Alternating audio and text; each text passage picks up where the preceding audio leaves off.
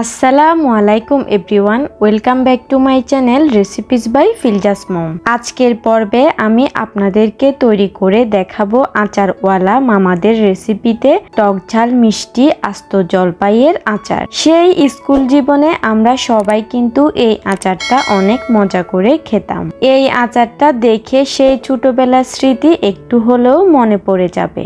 এই আচারটা খেতে কিন্তু অসম্ভব মজার একটি আচার। আজকে আমি আপনাদেরকে একেবারে সহজ এবং স্বাস্থ্যসম্মত উপায়ে এই জলপাইয়ের আচারটি তৈরি করে দেখাবো। রেসিপিটি হুবহু ফলো করে আপনারা এই আচারটি বানালে একেবারে আচারওয়ালা মামাদের মতো সেই আচারের স্বাদটা পাবেন। আশা করছি আমার আজকের রেসিপি আপনাদের ভালো লাগবে। তাহলে চলুন এবার দেখে নেই কিভাবে তৈরি করতে হয় এই টক ঝাল মিষ্টি আস্ত জলপাইয়ের আচার। আচারটা তৈরি করার জন্য আমি এখানে প্রায় 1 কেজি পরিমাণ জলপাই নিয়েছি। এই জলপাইগুলোকে আমি খুব ভালো করে ধুয়ে একটা ছুরির সাহায্যে জলপাইয়ের গায়ে 4 থেকে 5টা দাগ কেটে নিয়েছি। এতে করে মশলাটা জলপাইয়ের ভিতরে ভালো করে ঢুকবে। এবার আমি হলুদের গুঁড়া আর লবণ দুটোই 1 চা চামচ করে দিয়ে জলপাইগুলোকে মেখে নিচ্ছি। মেখে নেওয়ার পর এই জলপাইগুলোকে একটা ছিদ্রযুক্ত জালির উপর বিছিয়ে নিচ্ছি। এতে করে জলপাইয়ের নিচের সাইডেও যদি কোনো পানি থাকে সেটা শুকিয়ে যাবে তাড়াতাড়ি, আর আপনাকে বারবার গিয়ে উল্টাতে পাল্টাতে হবে না। আপনারা চাইলে এই জলপাইগুলোকে ফ্যানের নিচেও শুকাতে পারেন। সেই ক্ষেত্রে 6 থেকে 7 ঘন্টা শুকাতে হবে।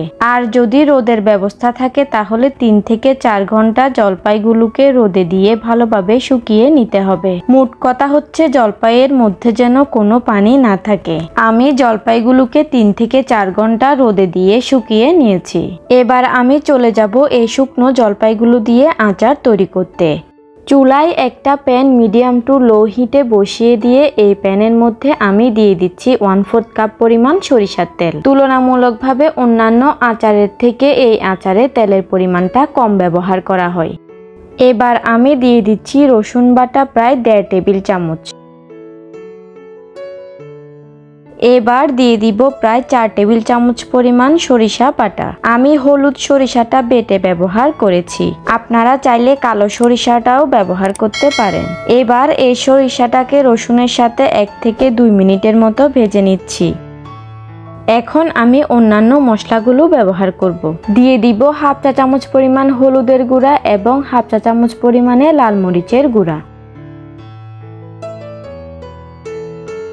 এবার দিয়ে দিব 5 ফোড়ন গুঁড়া 1.5 চা চামচ। এবার এই মশলাগুলোকে একটু নেড়ে চেড়ে 1 মিনিটের মতো ভেজে নিব। এই পর্যায়ে এই মশলাগুলোকে কিন্তু বেশি জাল করা যাবে না, কারণ বেশি জাল করলে কিন্তু এই আচারটার কালার কিছুটা চেঞ্জ হয়ে যাবে। এখন আমি দিয়ে দিচ্ছি শুকিয়ে নেওয়া সেই জলপাইগুলো। জলপাইগুলোকে দেওয়ার পর জলপাইগুলোকে মশলার সঙ্গে হালকা একটু নেড়েচেড়ে মিশিয়ে দিচ্ছি। এখন দিয়ে দিব প্রায় 1/4 কাপ পরিমাণ চিনি। নরমালি মামারা কিন্তু চিনির পরিবর্তে স্যাকারিন ব্যবহার করে থাকে। স্যাকারিন কিন্তু শরীরের জন্য ভালো না, তাই আমি স্যাকারিন ব্যবহার করিনি। দিয়ে দিয়েছি আরো প্রায় 1/2 চা চামচ পরিমাণ লবণ। লবণটা এ পর্যায়ে বুঝে শুনে দিবেন, কারণ আমরা কিন্তু জলপাইগুলোকে শুকিয়ে নেওয়ার সময়ও লবণ ব্যবহার করেছিলাম। তাই আচারটাকে টেস্ট করে নিয়ে লবণ কম বেশি অ্যাড করে নিতে পারবেন। এখন আমি এই জলপাইগুলোকে একটা ঢাকনা দিয়ে ঢেকে জলপাইগুলো সেদ্ধ না হওয়া পর্যন্ত জাল করে নিব। আর চুলার আঁচটা কিন্তু প্রথম থেকে শেষ পর্যন্ত অবশ্যই মিডিয়াম টু লো হিটে থাকবে। কোনোভাবেই চুলার আঁচটাকে বাড়িয়ে দেওয়া যাবে না। ফিরে এলাম জলপাইগুলো পুরোপুরি সেদ্ধ হয়ে যাওয়ার পর। দেখুন এই পর্যায়ে জলপাইগুলো কিন্তু ভালোভাবে সেদ্ধ হয়ে এই জলপাইয়ের কালারও অনেকটা চেঞ্জ হয়ে গিয়েছে। এই পর্যায়ে দেখুন চিনিটা কিন্তু সম্পূর্ণ গলে গিয়ে জলপাইগুলো একেবারে সেদ্ধ হয়ে গিয়েছে, আর ঝোলও কিন্তু প্রায় টেনে গিয়েছে। যেহেতু আমি জলপাইগুলোকে আগে সেদ্ধ করে নেইনি, তাই প্রায় 15 থেকে 20 মিনিটের মতো জাল করে জলপাইগুলোকে সেদ্ধ করে নিতে হবে। আর কিছুক্ষণ পরপর কিন্তু অবশ্যই নেড়েচেড়ে দিতে হবে যেন নিচে পুড়ে না যায়।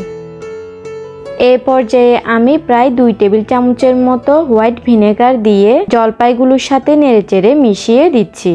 এই ভিনেগারটা জলপাইয়ের আচারকে দীর্ঘদিন সংরক্ষণ করতে সাহায্য করবে। আমার জলপাইয়ের আচারটা তৈরি হয়ে গিয়েছে। এবার এই আচারটাকে ঠান্ডা করে একটা কাঁচের বয়ামে ভরে আপনারা বছর জুড়ে এই আচারটাকে নিশ্চিন্তে খেতে পারবেন। আর এই আচারটার মধ্যে কিন্তু তুলনামূলকভাবে অন্যান্য আচারের চেয়ে তেল আর মশলার পরিমাণ অনেক কম থাকে। মামাদের সেই হাতের জাদু মাখা আচারের স্বাদটা ফিরিয়ে আনতে পেরেছে কিনা আমি জানি না, তবে আমি চেষ্টা করেছি। খুবই অল্প সময়ে আর অল্প তেল মশলায় তৈরি করে দেখিয়ে দিলাম আচারওয়ালা মামাদের রেসিপিতে টক ঝাল মিষ্টি আস্ত জলপাইয়ের আচার। আশা করছি আমার আজকের এই সহজ আচারের রেসিপিটি আপনাদের সবার কাছে অনেক বেশি ভালো লেগেছে। যদি সত্যি ভালো লেগে থাকে তাহলে ভিডিওতে অবশ্যই একটি লাইক দিয়ে দিবেন। আর আপনি যদি আমার চ্যানেলে নতুন হয়ে থাকেন তাহলে চ্যানেলটি অবশ্যই সাবস্ক্রাইব করে পাশের বেল আইকনটি অন করে রাখবেন। এমনই আরো নতুন নতুন আর মজার মজার রেসিপি পেতে আমার চ্যানেলের সঙ্গেই থাকুন। আমি তাহলে আজকের মতো এখানেই বিদায় নিয়ে নিচ্ছি। আল্লাহ হাফেজ।